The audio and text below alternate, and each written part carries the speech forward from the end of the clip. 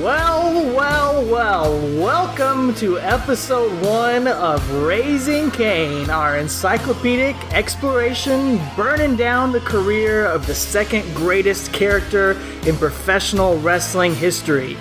We appreciate you joining us for another round of Big Red Banter. My name is Alex Dorio. I am one of your co-hosts, one of the Canaanites, and I am joined, as always, by my tag team partner and my wrestling buddy, Travis White. Travis, we've been putting people on that we're doing this Undertaker podcast for 42 episodes, and now we can finally get to what we've really wanted to talk about all this time, match by match, and exploration of the Big Red Machine, Kane's career. Are you ready to get this started? Dude, this is my favorite flavor of cinnamon gum, Big Red. I am excited to get down and break and add more Canaanites to our clan here and break down the Big Red Machine's career, because, yeah, it took 42 episodes, and now we're finally here where we really want to break everything down.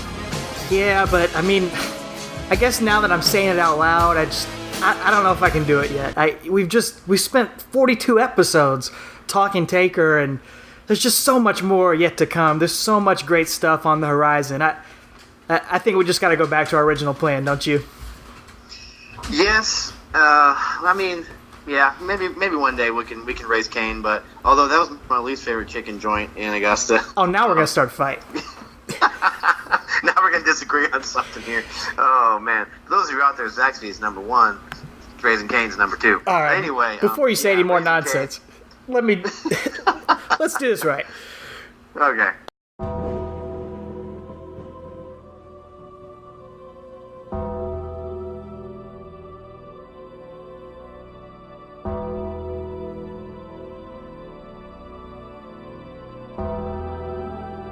Alright everybody, welcome to episode 43 of Talking Taker, our encyclopedic exploration digging up the career of the dead man. We appreciate you joining us for yet another round of Dead Man Talking. I am one of your hosts, Alex Dorio, one of the creatures of the night, and I am joined as always by my wrestling buddy Travis White, and we are here, not quite raising Kane, although we're going to talk quite a good bit about The Undertaker's brother, but we're here to talk about In Your House, D-Generation X, The Undertaker versus Jeff Jarrett. And Travis, I've got 2 words for this show and this match. Oh, man. It sucks. What could they possibly be? Yeah, it sucks. Exactly. Oh, it does. We're going to try to make some chicken salad here out of this build-up in these episodes of Raw and stuff, but yeah, this episode could probably be about 2 minutes long, because the build-up to this match is very short to the point, and the match is very short to the point. But we're going to add a little bit more flavor to this chicken salad here and see if we can make something entertaining for you listeners out there. Well, you know, I even thought, after watching it and going through the build-up, I thought, man, is this even worth an episode? Are we going to be able to do anything with it? Should we just combine this with Royal Rumble 98 or something like that? But, you know, the more I thought about it and looking at some of the build-up, I do think, as trivial as the match itself is, this whole season, this 2 months, and this even the storyline of the match, it's an important part of the evolution of The Undertaker's character, which is what our whole podcast is all about, what we came here for, not just to review these matches, but to talk about this evolution. And we're really going to see a side of The Undertaker over these few weeks that we're going to discuss that we've never seen before. As you've often said over the past few months, he's becoming more human than human, if you will. And here, I will. I know you will. We're going to see The Undertaker show some emotions that we've never seen, show some fear, show some doubt, show some compassion, show some brotherly love and affection. We're going to see layers of this Undertaker character that we've never seen as he interacts with his brother, Kane, one of the great, what I like to call spin-off characters of all time. And I kind of love spin-off characters in wrestling, like Hardcore Holly spun off Crash Holly, and Molly Holly developed out of him, and Big Boss Man had Nails and the Mountie come out of him, and The Undertaker. Oh, I thought you were about to say Bo Buchanan. Oh, he had him too. That's how he came in. That's right. That's right. Oh, Draws had Prince Albert. You said great spin-off characters. Well, that's the whole idea with Kane, is that yeah, a lot of times it's cheesy and stupid and silly and it doesn't work. But with Kane, I mean, it's another home run. It's a home run. Yes, it's one of the great surprises of wrestling that actually pays off. I mean, it's so rare to have a character last for 20 years and then to have that character beget another character that goes and has almost not quite an equal, but I mean almost just as good of an impact on the wrestling world. It's incredible, man, and there is quite a bit to talk about on this episode. Yeah, there really is. We're, all jokes aside, there is a lot to squeeze out of this lemon that we've been handed here on episode 43. But again, most of it's kind of story based when it comes to Undertaker's evolution. It's not really building to this Jeff Jarrett match here because, as we'll talk about in a minute, he's just coming back into WWF here. So he's been around. He's been gone for 2 years, but we're gonna get to that in just a minute. But yeah, we'll try to do what we can here to make it to bring you guys up to speed and to see what's going on again as we flip the pages in this next chapter of the Undertaker's book here. Now that Kane has debuted. Now we'll see, how the story goes from here. And to everyone out there listening, we'll go ahead and I'm sure you've already noticed that the audio might sound a little bit different on this episode. We spent a good amount of time beforehand trying to get some microphone issues, Skype issues worked out, and eventually now we're just on the phone, recording a phone call straight into the microphone. So we hate it, so we apologize for it, but we want to continue getting the episodes out every Friday, and both Travis and I, like we mentioned many times, we wish this was our full-time job, but it's not. So we're doing what we can to get these episodes out, squeezing time in with our families to crank these episodes out. So we're recording it. We know you guys support us and understand that we're not professionals with it, and we will do our best to get everything back and running to the higher quality for next week's episode. So appreciate everyone out there understanding. And hopefully it sounds okay. Absolutely. And also, I'd like to just apologize as I listen back to our episodes. Apparently, I've been having like a gauntlet match with these allergies here in East Tennessee. So I'm sniffing all over the place. I thought I was having a 2 out of 3 falls match, but apparently it's more than that. So anyway, my apologies for the sniffing. Hopefully it clears up soon. An Iron Man match. Yeah, I guess I am having an Iron Man match. Oh, anyway.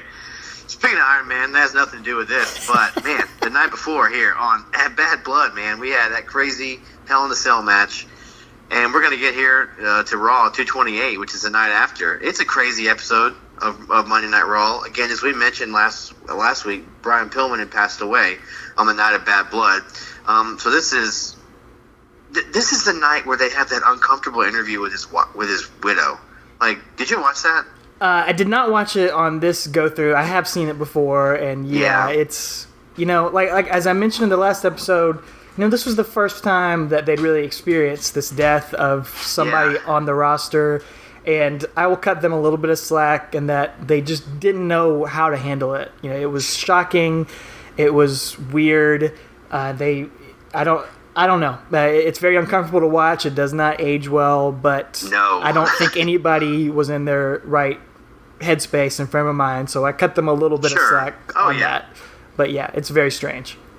It's just weird. But so it's kind of it's not a Brian Pillman tribute night where they're, every match is dedicated to him. There's still storyline stuff, but they do have some little talking head segments and stuff like that, and then an interview with his wife or his widow. But yeah, man, there's some DX again. DX is in full-fledged mode here, although they're not called DX just quite yet. But we get, I believe this is the first night where Sean gets called a degenerate by Bret, I believe. Yeah, Bret Hart calls him a degenerate in a promo. Everyone all night. DX shows the Madison Square Garden incident on camera in a promo. Everyone is just straight shooting, man. That's what I wrote down in my notes. Everyone is just seeming they're blowing kayfabe out the window. Jim Cornette does one of his famous shoot promos in the show. It's just, we were texting about this back and forth. It's like every episode of Raw for the next few months has something iconic on it. Yeah. Just every episode has something like, oh, it's that episode. Oh, it's that moment. It's that promo. It's that match. And it's just, it's a lot to take in. It's wild. Yeah. Because when you watch, like, recaps of, 25 years of Raw or whatever, you see all these clips, and it's like, oh, man, that probably took place over a span of several months. Well, yeah, it did, but one thing after another, 1 week after another, was something iconic. It's really cool to see as we go back and watch this stuff. But, yeah, that Jim Cornette shoot interview is very strange, but it's awesome. I love it. It's like, it sounds exactly like him doing a shoot today. But anyway, this is not Cornette's Corner, but this is Talking Taker. So, no Undertaker here on this night after, because again, the night before he was just taken out by his brother Kane. He'd come face to face with him for the first time in 20 years. Which, remember that, folks. And then anyway, we do get somebody else here though. So let's talk about who else shows up here. A couple of young studs in the ring. The Hardy Boys are in the ring, scheduled to face the Truth Commission, and in a true tragedy, we will not get to see that match because instead, in an iconic moment, Kane comes out and just murders the Hardy Boys along with Paul Bearer. He begins this reign of terror that's going to go through the next few months of Raw, where he's picking off different people every single week. And we're not, I don't know if we're going to go through every single Raw. We're going to try and condense some of this stuff since it doesn't all involve The Undertaker here. But it's really cool. The way that's done, the lights go out, and then Kane's music hits. And it's funny because it was a different time back then. The internet was around, but it was definitely in the dark ages of the internet. A lot of people did not have the internet, and you didn't always go on there, to get the live pay-per-view results at that time. You could, but there wasn't a lot of people doing it. So pretty much to know pay-per-view results, you had to watch the pay-per-view. So yeah. There would only be a small section of people who saw Kane debut, who would recognize his music and what was happening. But when Kane comes out, man, the crowd is into it, and Kane is over. So, I don't know. It's just something about him and his presence and that whole segment that got people talking, that got over really, really quick, because Kane is just in it from the beginning. He's over from the beginning, and he's into his character, and he knows what he's doing from the beginning too, much like The Undertaker. Yeah, it's funny because they're kayfabe brothers, but it's almost like they really are, because they they get it from the get-go. God bless Glenn Jacobs. He's been through, fake Diesel and Isaac Yankem, and now here he is with something that actually matters. And again, it's the months and months of build-up that we've had to his arrival. Because imagine if there had been one vignette the week before and he interrupted the Headbangers and the Goblins. No one would have cared. It's because he interfered in a high-profile main event, the night before, that people actually care about it. So, something to be said for that storytelling there. Absolutely. And there's some great storytelling here by Paul Bearer, who cuts this we talked a lot about how amazing Paul Bearer was. He cuts a great promo here. Yes! Laugh at the fat man! Go ahead! Here's your chance! Go ahead and laugh at me! Stand up! Call me names! Do what you want to do! Here's your chance! The one you should be laughing at is your so-called phenom. And he promises that Kane is going to blow through the entire roster until The Undertaker fights him. That he's going to be The Undertaker's worst nightmare. And he makes a threat that, again, Paul Bearer's going to make good on that threat as well. It's crazy, the stuff he's saying here. And did you catch when he talks about, he said when you looked in his eye, you knew that was him? And he says the word eye because he says he only has one eye. He's missing an eye. Yeah. That's what Paul Bearer says. Yeah, he says Kane is missing an eye, which, I know he always had a white contact in later on in life, but I guess I never saw this, this next night after Bad Blood when they said that. I guess that was part of the story, was that he had one eyeball. So right. Who knew? He said he's missing an eye and it's your fault, Undertaker. And yeah, I mean, he kept that going. I don't think he still does it, but he kept it going for a long time. He wore that contact in his eye for years and years and years and years. Yeah, because they never said it was like a glass eye. I'm interested as we follow the story to see when they, acknowledge that he literally does have an eyeball on his head. He maybe just can't see out of it. I don't know. We'll see what happens.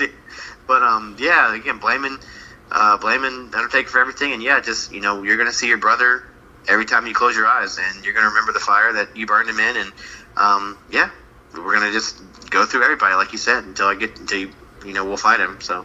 Well, the next person on the path of destruction, and I do want to just mention something about this one real quick, is the next week on Raw, on October 13th, Flash Funk is scheduled to face Shawn Michaels. That's the match that's supposed to happen. And yeah, Kane does his interruption here. Oh, dude, that would probably be a great match, actually. Kane interrupts, and the announcers are putting it over huge here. They're doing a great job of selling this. Flash Funk is selling it big time. He's got a huge look of fear on his face. And two things happen here. So for the first time, Kane's red lights stay on through the entire segment, which would become a big part of his gimmick for a while. Just the glowing red lights, giving that hue over everything he does. And which was then be stolen by Sin Cara in 2011 or whatever, right? Yeah. He had the yellow lights when he fought. And it's one thing to do it during these segments. It's not great for it to happen during the match, which right, exactly. We'll talk about here in a second. But yeah. Okay, did you catch this? That first of all, a referee came out when Kane came out there, and then the bell rang when Kane started beating Flash Funk up. So was this officially his first match? You know what?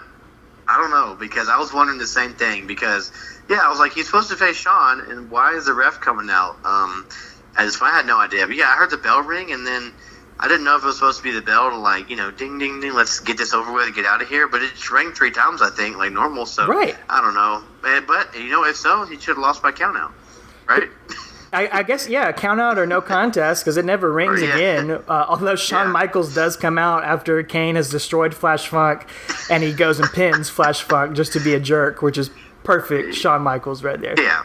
I think Hunter counts the pinfall, doesn't he? Yeah, it's hilarious. Yeah, it's perfect. It's awesome. So I don't know. I mean, I guess on a technicality, Kane went to a no contest with Flash Funk in his first match. So, that's episode 1 of Raising Kane, ladies and gentlemen. See you later. Right there. So, ashes to ashes. Oh, speaking of that, you don't know what that means yet. Paul Bearer here comes out. Again, he gives this promo about, we're going to take away everything that you've dreamed of, anything you've accomplished here, and we're going to take it away. And he says a human eye and human ear have never seen or heard what Kane's going to do. So really putting over Kane's destruction and what he's going to cause Undertaker. And says, we're going to destroy everyone until you meet us face to face. Rest in peace. And then he coins his new phrase, the he being Paul Bearer. And he just yells, "And Undertaker, you will never rest in peace. Ashes to ashes!" That's it. No dust to dust. No, he just yells ashes to ashes. And I just wrote, is that a new catchphrase? Because I love it. Oh, and it is, because he will keep doing it for a little while. He tries to get it over. It doesn't quite hit the same level of rest in peace. But, right. God bless him for trying. Oh, yeah. Absolutely. I love it, man. It was great. He just yelled it out of nowhere. I did not see it coming, so I loved it. Well, so that's 2 weeks in a row without The Undertaker on TV, 2 weeks with Kane trying to get his attention. Undertaker does show up the next week on October 20th on Raw, episode 230, and he doesn't show up in the arena. He's backstage cutting a promo here saying, "For 20 years I've walked the earth covered in a dark cloud," going back to this history that he's had of his long-lost brother. And he says on that night at Bad Blood, I saw the brother that I thought I lost forever, who was standing before me. And that when I looked into his eyes, I saw a demon. And Paul Bearer, you've poisoned him. But, and here's the important part, But however you've poisoned his mind, and whatever you've told him of his older brother, it doesn't matter. For I will never fight my own flesh and blood. I will never fight Kane. So Kane is doing all this destruction to get a piece of the Undertaker, but the Undertaker says he will not fight him. What do you think of this? Man, you know what? It's like, again, as I'm a huge Batman mark as well, Batman's one rule, right, is that I'll never kill. But, as the Joker plods him along, through the comic books, or even like The Dark Knight is a great example, the movie. He tries to get him to kill, or blames the death of, Harvey or his girlfriend on Batman. So I just think it's cool. Like, Batman's never gonna kill a Joker or anything, but Joker pokes and prods as much as he can to get him to do it, and we saw how that turned out. But yeah, that's kind of my nerd in me went to that. I love that. I love the whole, because whatever Kane's destruction, he can always validate it and say, well, it's Undertaker's fault, because again, a heel is a good heel if there's a little bit of truth in what he's saying. Yeah, it's great storytelling. I never realized we'd get so much Batman comparisons to the Undertaker here, but it works. It really does work. It reminded me a lot of Bret Hart and Owen Hart's build to their initial feud a few years before this too. It's same thing. Bret said he would never fight Owen, and it's a great piece of wrestling psychology, is that you're denying what the fans want to make them want it even more, instead of just doing Undertaker and Kane at the December pay-per-view, which we've seen happen so many times, where these feuds that could be extended for so long, they just blow them off in a month or two. But Undertaker is not going to give the fans the match that they want. And so Kane's going to keep coming out, and Undertaker's going to keep saying no until finally he can't have it anymore, and it's going to make it even bigger when they finally do go after each other at WrestleMania. Yeah, exactly. It's perfect wrestling psychology. You're right. And no matter who booked that, or Pritchard, I think Pritchard said the whole plan was to lay it out to WrestleMania, or Cornette maybe did that, but I think Russo wanted to do it, get it over with sooner, whatever. Thank God they did what they did, because it worked out for the favor of Taker and Kane, and for us fans. We wanted it. We wanted more. So I love it. So instead of the Undertaker, Kane is going to end up fighting Mankind in his first pay-per-view match, and that gets started on this same episode as Kane comes out and does his routine, as Dude Love is scheduled to face the British Bulldog. And this time, Dude Love actually attacks Kane first when Kane comes out. Yeah. Clotheslines him over the top, and Kane does something cool here. He does the perfect 10 cell, as we call it, when Undertaker goes over the top and lands on his feet. Kane does it right here, just like his brother, and the announcers actually notice it and call it out as well. But Kane does get the upper hand. He chokeslams Dude Love on the entryway 2 times. And this, like I said, this is the first time we've seen anybody fight back against Kane, but it's still not enough. And the show actually goes off the air with a promo from Mankind backstage. After Dude Love has been attacked, Mankind responds and says, if the Undertaker has any qualms against fighting his brother, rest assured that Mankind has no concerns, because if it was my own sweet grandmother who dropped Mankind on his head, I would take her down. So I'm going to fight Kane anywhere, anytime. Have a nice day. Yeah. How perfect, though, man. The guy who got Undertaker over, the guy who Undertaker got over, Mankind, is now going to kind of return the favor for Kane. Yeah, it's great. Again, another piece of perfect storytelling right there, too. I love that. And, again, we'd be remiss not to mention here that this is also the episode where good old Double J Jeff Jarrett comes out. And he has this, again, because this episode's building up to, this episode Talking Taker's building up to Jeff Jarrett and Undertaker here. And this is where Jarrett comes out and he cuts a, I guess, quote-unquote shoot promo. I mean, I've heard various interviews with him and with Russo saying that, they had some bullet points that, of what he wanted to say, but he was, asked to kind of give his own opinions about stuff. And he basically just, berates, he buries, WCW and Bischoff and Steve McMichael and Deborah, which is funny because about a year from now he'll be, she'll be his valet, right? Right, Deborah yeah. McMichael. I thought that was funny, too. But and he starts burying Vince McMahon and Doink, and then he has a comment about Ahmed Johnson that I don't know if we can repeat, but You put me with a clown, a drug addict, a black man who can't even speak the English language. Vince, you tried to bury me and you tried to kill me off, but you didn't get the job done. And then he does something here though that I have heard an interview with Russo, and he said that this was not on script, and this is what got Steve Austin angry at him, is when he says, you came out here and you got over by just saying cuss words. Great job. Anybody can say cuss words and get over. But you'll always be the ringmaster to me. And he said, Austin 3:16 offends me because you're ripping off the Bible, and that's heresy. And so he comes out, and Jeff Jarrett makes this, I guess, kind of a memorable introduction or reintroduction maybe, but this apparently was what got him in hot water with Steve Austin, who never wanted to work with him again, allegedly.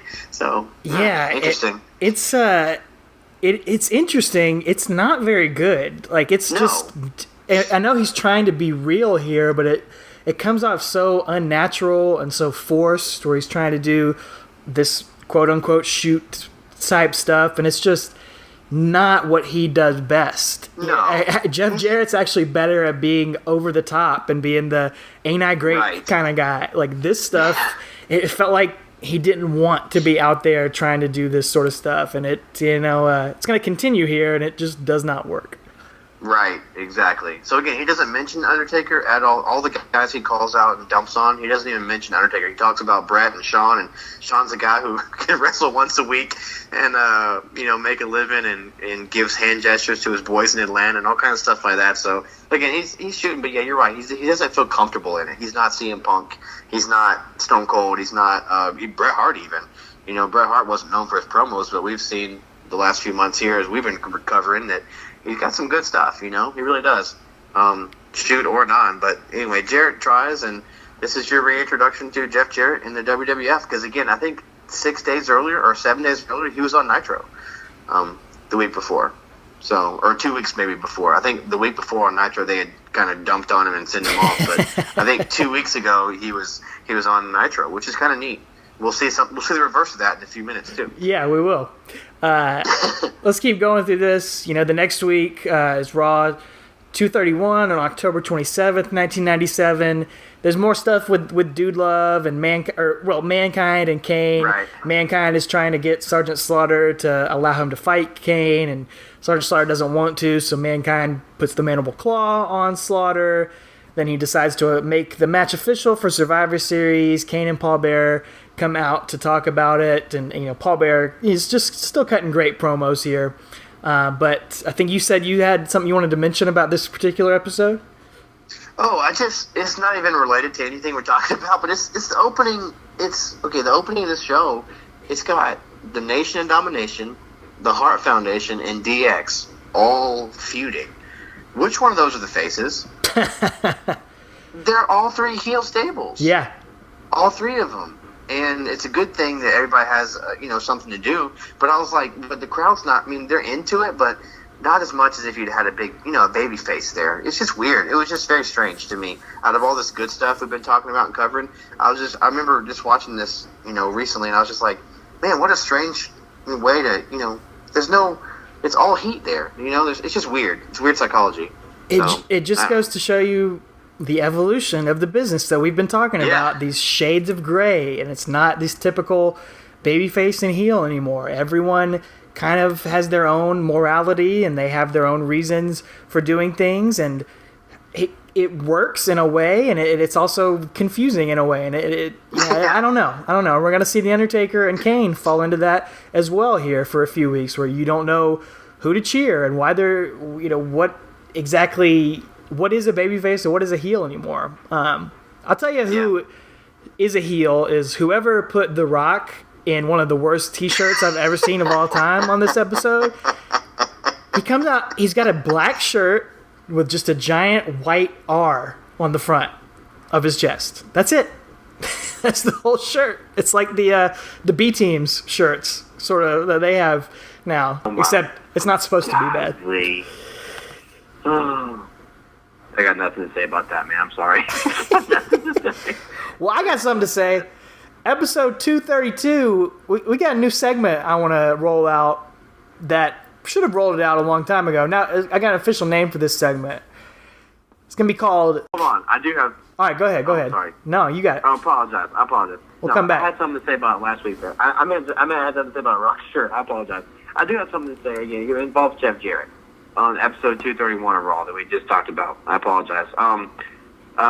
Again, this Jeff Jarrett has a quote-unquote shoot interview again with JR. It's like a sit-down interview. And he talks about walking out on WWF 2 years ago, and he says something interesting here, which kind of, I don't know if I agree with it or not. Let's see what you think. He says that WCW doesn't count your actual in-ring ability. The WWF has action from bell to bell, and WCW has their top 6 wrestlers, and they're all over 40 years old. And I just thought about, and it is a common criticism of WCW nowadays, but I didn't realize it was such a criticism at the time. But it's just interesting that like there's been constant WCW bashing for like a straight month on Raw, whether it's the Cornette shoot interviews or even on commentary. They've cut down Nash and stuff, and I don't know. It's just strange. It was strange to me. And then Jeff Jarrett's coming in back and doing all this, shoot stuff on WCW. It's just kind of like they're very desperate. The World Wrestling Federation is at this point. Desperate's a good word for it, and I think, the way that WWE likes to rewrite history, they'll say, "Oh, we didn't really care about Bret Hart leaving. It wasn't that big a deal. Right. We wanted him gone, and we weren't, he wasn't drawing for us, and all this sort of stuff. All these things that people say 20 years later." But yeah, exactly. They're on the defensive here, and they're very much trying to bash WCW as much as they can, and it works. They end up overtaking them, within 6 months of all of this happening. Yep. But I think they were definitely very much upset. They were very much afraid. They were very much on the defensive at this point. Well, I agree, and I'll tell you what, something that I'm upset and afraid about is I think where you were headed to, and what you were saying before I cut you off. So please tell us about your new segment that you would like to talk about. New segment. Afraid of. I think it's what I think it is. New segment that I want to launch this week in the Cheek. We finally get to talk one more time about the Cheek himself, Ahmed Johnson, who's coming out to have a face-off with Stone Cold Steve Austin in, another match that I wish we could have really a WrestleMania-worthy feud by all means. But he's gonna cross paths with the Undertaker, the Undertaker's kin, because Kane's gonna come out and give Ahmed a chokeslam and 2 tombstones. So sadly, that's gonna be it for this week in the Cheek. Well, I enjoyed every episode this week. I laughed my head off. I apologize, listeners, if that was really loud. This man, Ahmed, he's so fantastic. He's going to give us some good stuff coming up. And talk about, again, a good run of bad luck. We talk about this poor guy. He's got something horrible coming up that's going to happen to him. Oh, my goodness. Yeah. We just talk about it. A few weeks later, he's on Raw, and they show that his SUV or whatever overturned on the highway, did like flips, and he barely survived it, man. Like, this guy has had the worst year ever, 1997, man. But you know what? We're reaping the benefits. It's just entertaining as heck. I just figured out why he was able to survive that wreck. Oh, yeah? Why's that? Because he had all his pads on. Exactly. Who needs a seatbelt when you have pads on your neck, your arms, your forearms, your fingers, your shoulders, your back, your triceps, everything, man. Exactly right. But I think this is Survivor Series, though, which again, nothing big happens at Survivor Series 97. Just kidding. It's pretty much a major show, the turning point in all of wrestling history at Survivor Series 97. But regarding our boy, The Undertaker, nothing happens with him there, but his brother Kane does get his first official, I guess, since that one earlier didn't count. His first official win over Mankind here. And it's just, crazy things happened that night. Everyone knows about the screw job. Allegedly, depending on who you listen to or talk to, the Undertaker was sitting at gorilla position, or he was not. He was backstage somewhere. He had his 2 cents about what happened. We don't really know. We don't have any insider information about that, but his name always comes up when you talk about the screw job, though. Yeah, The Undertaker, oddly enough, not on Survivor Series, which has been, he's had a presence at, I think, every Survivor Series show that since I believe so. He debuted at the Survivor Series. It's kind of like his signature pay-per-view, so it's odd that he's not there. And yeah, you can listen to, podcasts by Bruce Pritchard and Vince Russo and literally everyone else that was around at that time about what happened about the Montreal screw job. You'll often hear, there's debates over where Undertaker was. Was he at catering? Was he at in the locker room? Was he at Gorilla? I don't know. I don't know that we'll ever know exactly what happened backstage that night, because it seems like every single person has sort of a different story about what happened, from Bret Hart to Shawn Michaels to Triple H to Vince McMahon to Bruce Pritchard to everybody. Everyone's got something different to say about it, and the truth is somewhere in the middle of this big circle. But clearly The Undertaker, he did not win the Survivor Series Super Supper sweepstakes, or else he would have had a bigger presence there on the show. Oh man, I wish I'd do that again. Oh, me too. Win a dinner with Stone Cold. Yeah, absolutely. That'd be great. But that'd be fantastic.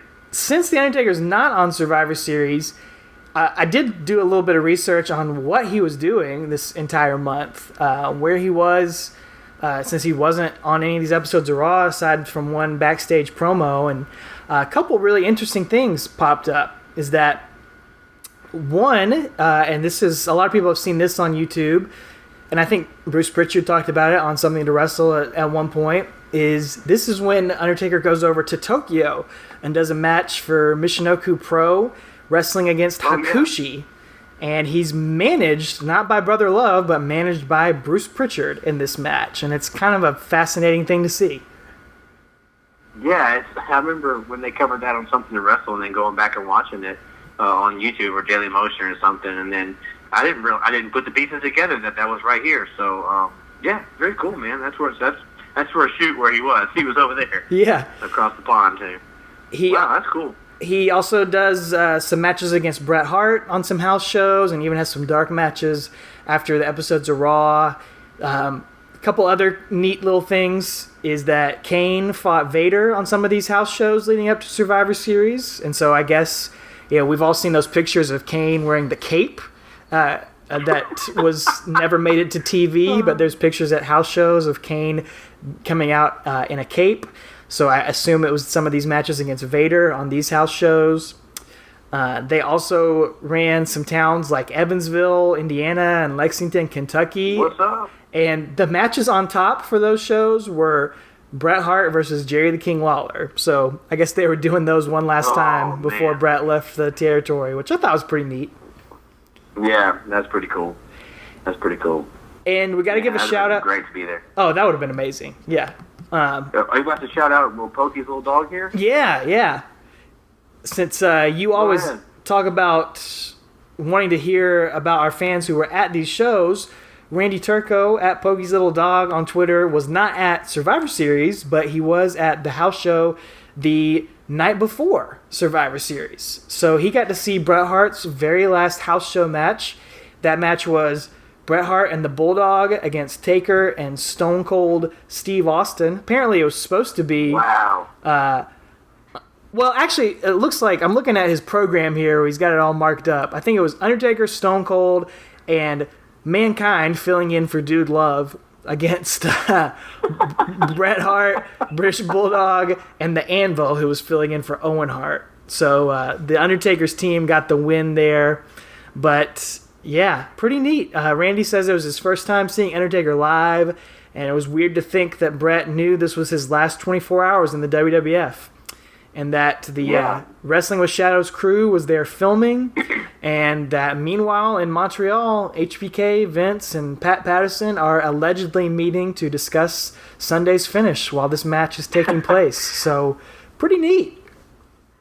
Yeah, that's really cool bit of history right there. Thanks, Randy, for giving us that information. Yeah, I do love to hear from you guys that have been there and seen this stuff, and we like to hear on social media your reactions to this kind of stuff or your memories, because it's fun to go back and do this. That's why we're doing this. So that will wrap up everything for Survivor Series. Like we said, we can't add much to it. It's just it's one of the most chaotic periods in wrestling history. It's one of the most chaotic years. If you look back at '97 with all the many different things that have changed and just this Montreal Screwjob, it continues the chaos. It sets the next month is going to be. I feel like they're booking all this stuff on the fly. They're probably rewriting a lot of stuff. Things are changing. Some of the locker room is in disarray at times, and the Undertaker is there as just the stability. He's the cornerstone of the Federation while everything else is changing, while everyone else leaves. People get injured. People are dying and overdosing on drugs. The Undertaker is there, and he's steady, and it just goes to show the strength of him and his character as a real life human being and as a professional wrestling character. Yeah, absolutely. And speaking of that, you're talking about booking on the fly. I guarantee you they were at this point, because In Your House, they just keep calling it In Your House, and then eventually they call it In Your House G-Generation X, because it's not until the night after Survivor Series here that we get the new DX music and their intro video and all that. But I was going to say, you said they're booked on the fly. They made this set for this pay-per-view like the day of. It seems like it's so bad. We'll talk about that when we actually get to the actual pay-per-view. The entranceway looks so bad. So bad. Well, something else that was bad, right after Survivor Series on Raw, episode 233, the Undertaker appears in the ring for the first time since Bad Blood, and we get the rematch the world has been waiting for. Undertaker against Kama. One more time. The Supreme Fighting Machine. Yeah, we were just dying to see that again.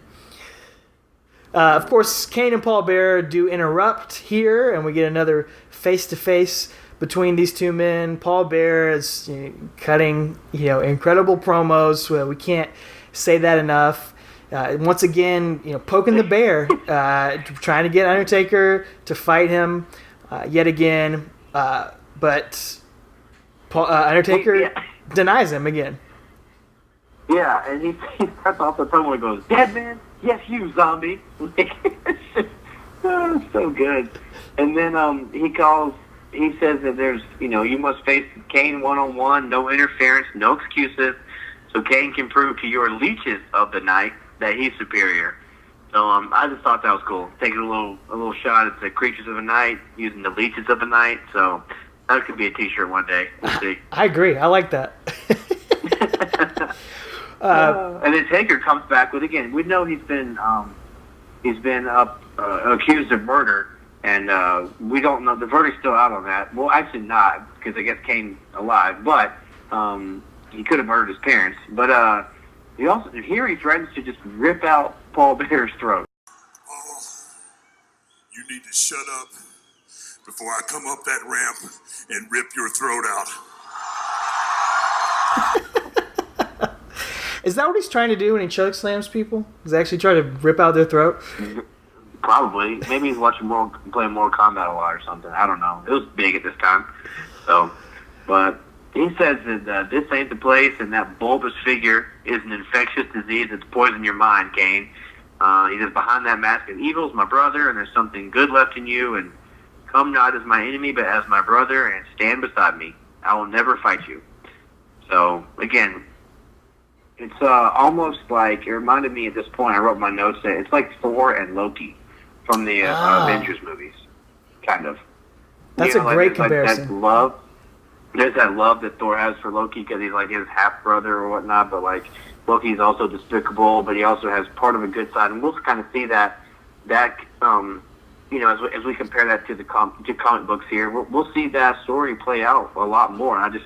To me, it just jumped out when I saw this promo. It really reminded me of Thor and Loki. I love that. That's perfect. Perfect way to describe this evolution of the Undertaker's character, and that's going to play an important part here. The Undertaker wanting to work with Kane instead of fight him. The next couple weeks here, the Kane again continues his path of destruction as he interrupts a minis match, and they all go and hide behind the commentary desk. But luckily the headbangers are there to save the minis as they attack Kane and break a boombox over his head. Oh, it's ridiculous. I don't get it, man.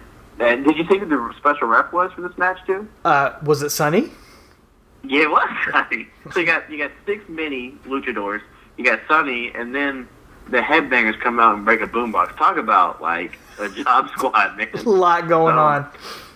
Yeah. I love when they bring Sonny out for the mini matches and for the cruiserweight matches, just like because they know these guys ain't getting over. We got to give them something to pop the crowd. Let's give them something to talk about. Exactly.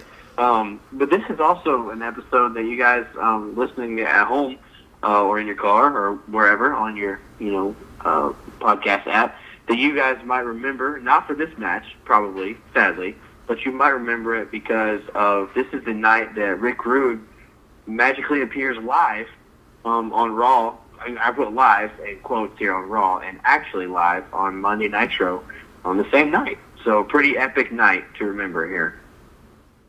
Yeah, like we said, this is just something every single week, seemingly, with something historic on there. This also has the famous interview where Vince utters the lines that Brett screwed Brett. You know, that famous interview where he's got a black eye as he's given the interview here. Yeah. It's all historic stuff. It doesn't have to do with The Undertaker, really, but, it's incredible, one of the those milestone moments in WWF history. So that happens. The next week, Raw 235. This is where the Jeff Jarrett Undertaker stuff really actually starts building in a sense. Finally. Yeah.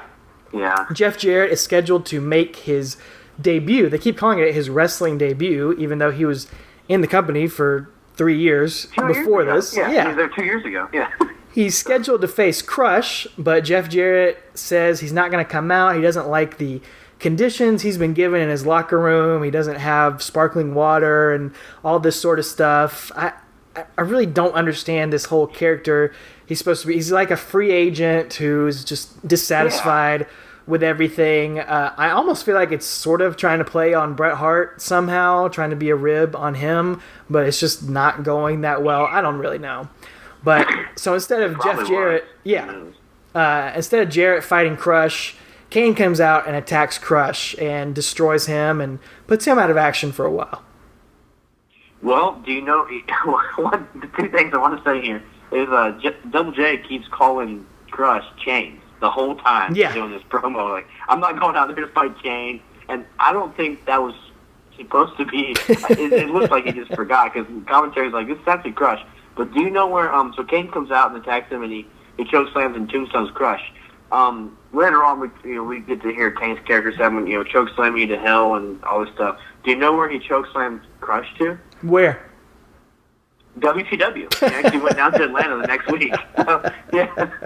This is his last WWF appearance at this point until 2001 when he returns with the Invasion storyline, which we'll get to. We'll get to him again, but yeah, he chokeslams him all the way to what some people would call hell, would be Atlanta. I'm just kidding. But the WWF would call that hell. Yeah, they would. WCW, that's their opponent. So yeah, I thought that was interesting. A little note there. I did not realize that. That's perfect. Yeah, weird, man. Weird stuff here.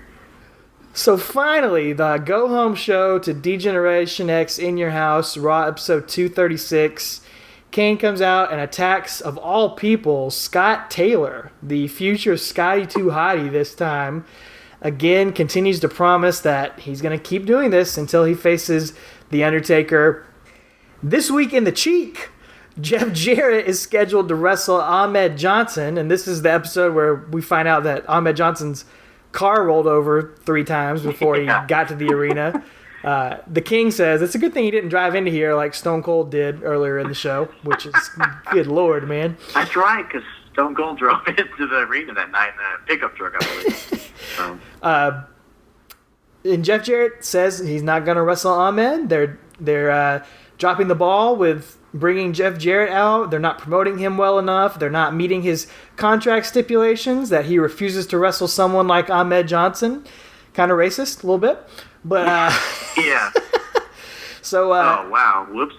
Sergeant Slaughter comes out and says, okay, you're not going to wrestle Crush. You're not going to wrestle Ahmed Johnson. You want a top-notch opponent at In Your House. I'll give it to you. And if you don't wrestle him there, you'll be suspended. I guess I should prepare you for who you have to wrestle this Sunday so you can get ready for that star quality, top-notch opponent you want.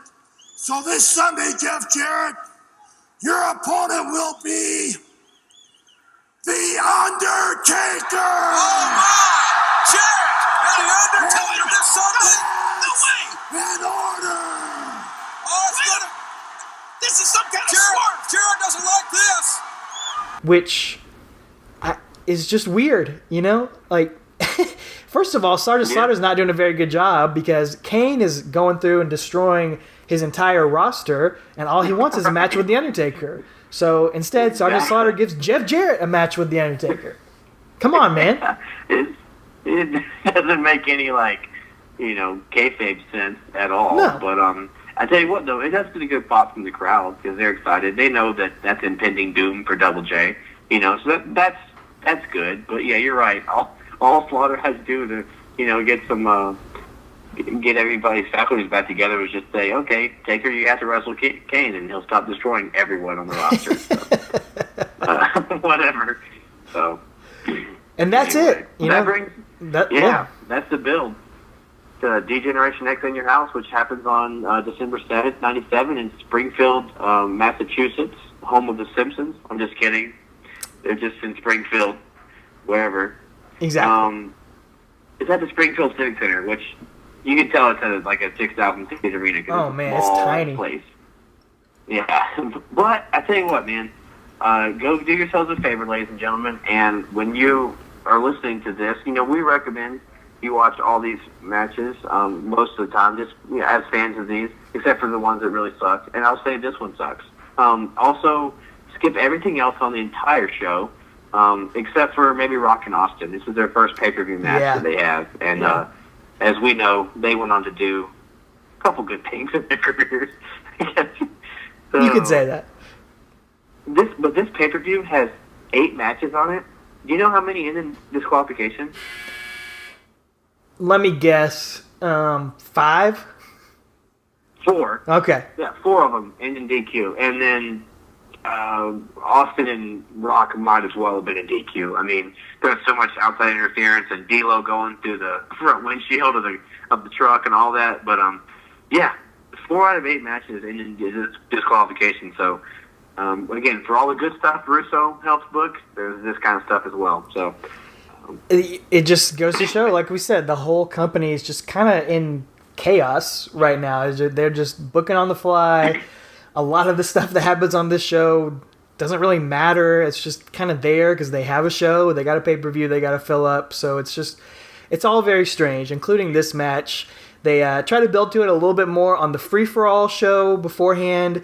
There's just a little segment. Jeff Jarrett comes out and cuts a promo, tells the people it's going to be their honor, their pleasure to witness Jeff Jarrett and Undertaker. Jeff Jarrett says, Undertaker, you're... Sorry. Jeff Jarrett says, Undertaker, after tonight, there'll be no hard feelings between us, and you'll have nothing to be ashamed of, because you'll just be added to the long list of opponents I've defeated. And then the bell tolls, and Undertaker has his line that you liked from last month. He tells Jeff Jarrett, Hey, boy. I only hope there's someone there to catch the falling star before he crashes to the ground. Jeff Jarrett, welcome back to the WWF. And oh, what sights I have to show you. weird promo. wow, that's a strange promo from him. I didn't Yeah, I didn't see that free for all. I didn't realize there was something on the free for all. That's very cool. I like the opening of that though. Hey boy. Hey That's boy. great. But yeah, what a strange promo. Anyway, I don't know. Jeff Jarrett cuts another bad promo before the match too. It's just I'm just not feeling this character. I'm not feeling this outfit. I'm not feeling his music as he comes out. Exactly. I thought it was an overdub. I thought they had lost the rights to his music on the network and had to overdub it. But no, it's his actual music, and it has him saying these quotes, during his entrance theme. It is so bad. I mean, it is. It made me miss oh my goodness, with my baby tonight so much, and even his Kid Rock ripoff from WCW. Yeah, I wish they would overdub it with one of those things. I mean, anything but this. And this is, a lot of people remember the Aztec Warrior. That's what they call it online a lot. Outfit for Jeff Jarrett. It's it's better than his old. I've never understood his country music outfit. I've never understood that as a wrestling attire. What in the world that is, what that outfit is. But this one's not a whole lot better. Yeah, his jacket stuff is not better at all. It's terrible. But somebody who has a great jacket is the Undertaker. He comes out next. Again, we get the classic entrance. The announcers, they lay out at first, you always mention how they give him respect and they lay out, but they do come back in once the lights come back on. He raises the lights and there's that big boom and everything, and they talk about the amount of stress that he's under. Is he going to be focused on Jeff Jarrett? Again, there's not really a personal issue here, but he's been sidetracked with his brother, as we've recapped for the last 35 minutes or whatever.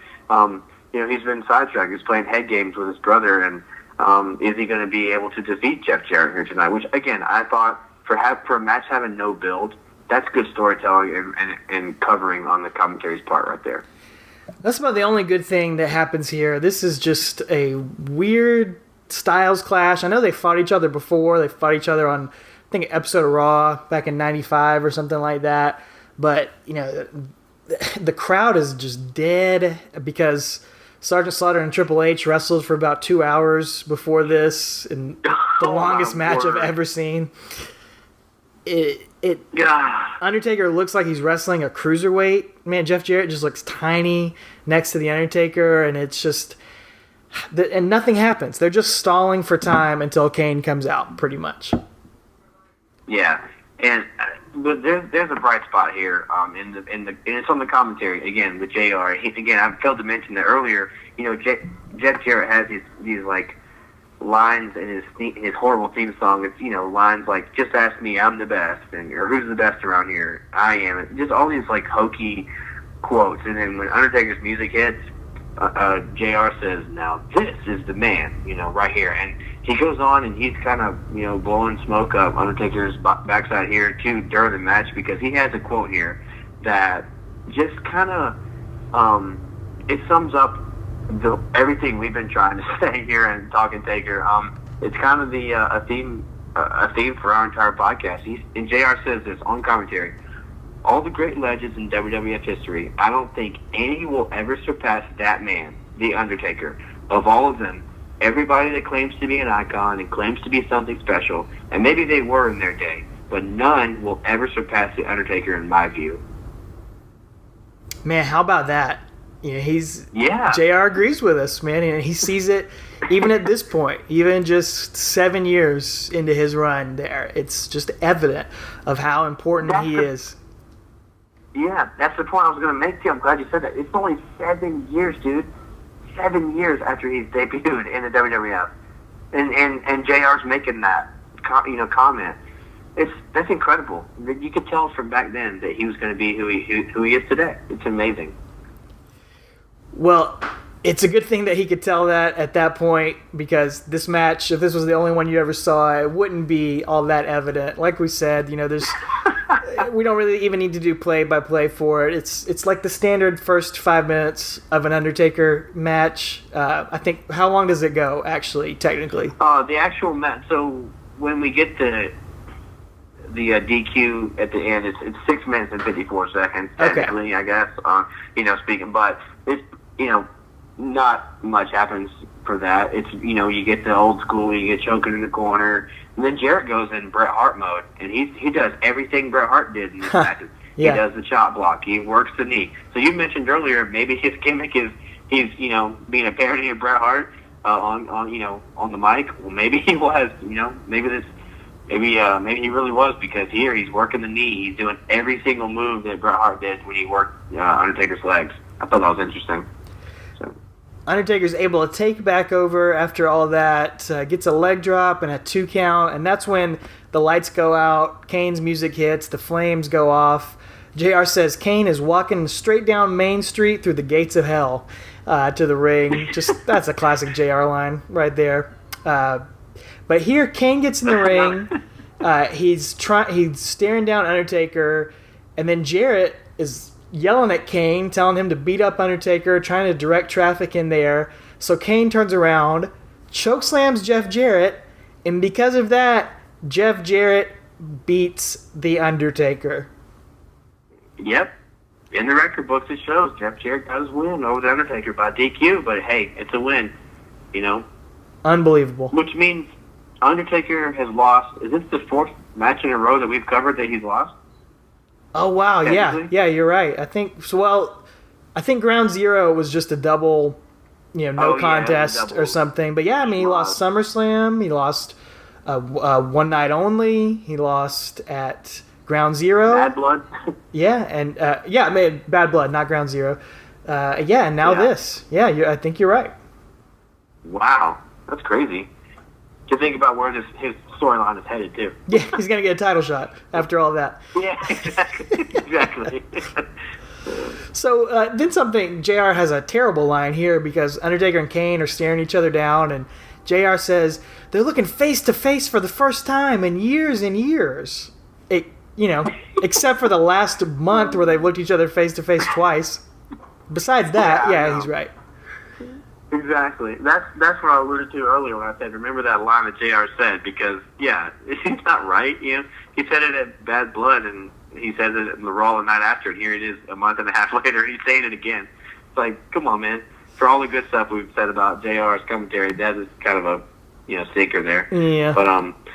But they do put over, you mentioned when Kane came out of Bad Blood, he's got some lifts in his shoes, and they put over how much bigger he is than Undertaker. He's actually bigger than him, and there's this long stare down between the two.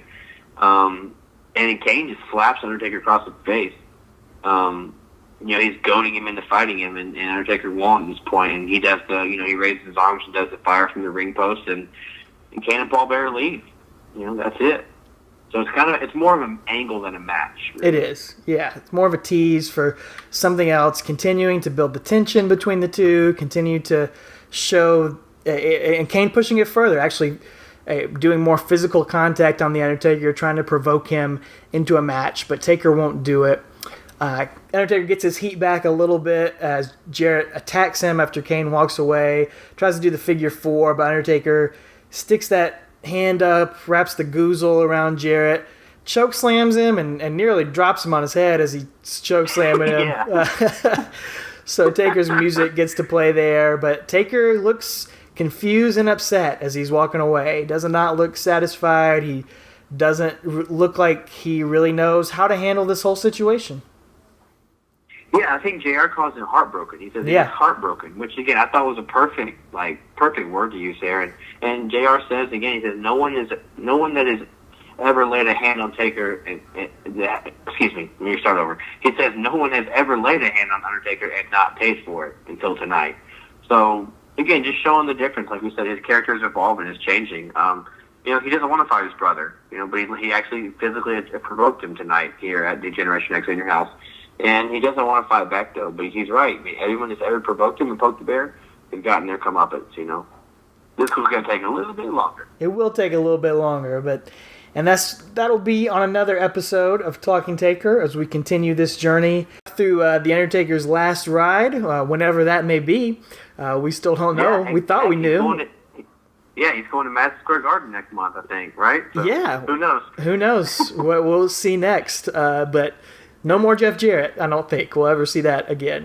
Even though, like I say, he gets announced as the winner and gets his hand raised here and struts away. One of the weirder losses on the Undertaker's pay-per-view record, right up there with Mabel at King of the Ring '95, I think. But we'll see if we get any other weird ones as we go along this journey.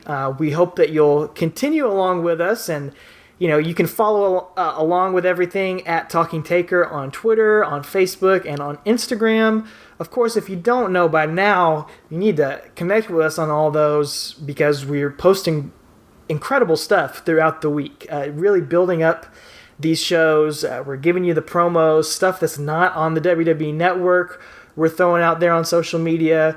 I'm digging through my old collection of WWF magazines and putting some pictures of some interesting stuff in there, the old pay-per-view coverage from those that I think is really fun to go look at. So Go follow us there. Of course, subscribe on your favorite podcast listening service. We're on Apple Podcasts, Google Play, Stitcher, Podbean, and YouTube as well, if that's how you want to take it in. We love to connect with people. We love to hear from you, from your memories of all these shows. And let me just say, this wraps up 1997 for us. If you thought 1997 was good, get ready for 1998. It's going to be, in a lot of ways, it's going to be the year of Kane. We're going to get 4 Kane matches, I think, next year, one-on-one, plus a triple threat involving Kane. But we're also that means we're getting the Inferno match, the very first one. We're going to cover Undertaker and Shawn Michaels in a very, very famous casket match. We're going to cover Undertaker and Stone Cold Steve Austin on pay-per-view for the first time, multiple times. And, oh yeah, just a little other sort of famous match from King of the Ring 1998, where The Undertaker steps into the ring with Mankind yet again, but this time it's under the Hell in a Cell. We've got so much coming up on our next few episodes, and if you're not locked in and subscribed, what are you doing? You got to jump in and join us along for this journey. Don't be a leech, be a creature. Exactly. We'll have the audio fixed by next episode too, we hope. So apologies for that. But yeah, stick along with us. We'll get this stuff worked out. And again, this is a fun episode. A lot of good stuff here. So again, if you were there in Springfield, Massachusetts at the Springfield Civic Center, we would like to know. Send us a shout out, send us a tweet, send us a picture, send us something. Thank you again, Randy, for sending us that ticket stub and everything you had there from the night before Survivor Series. Really cool stuff. So we love all our fans, and we appreciate what you guys do for us and listening. Again, we're just a couple marks doing this for the heck of it, and we are glad that anybody but our own selves download us. Anyway, ladies and gentlemen, after all that, we got 2 words for you. Take her easy. Every time you look around, you're going to see your brother behind you. Every time you close your eyes to go to sleep, you're going to remember that terrible night, the fire. Oh yes, the fire. Undertaker, welcome to your worst nightmare.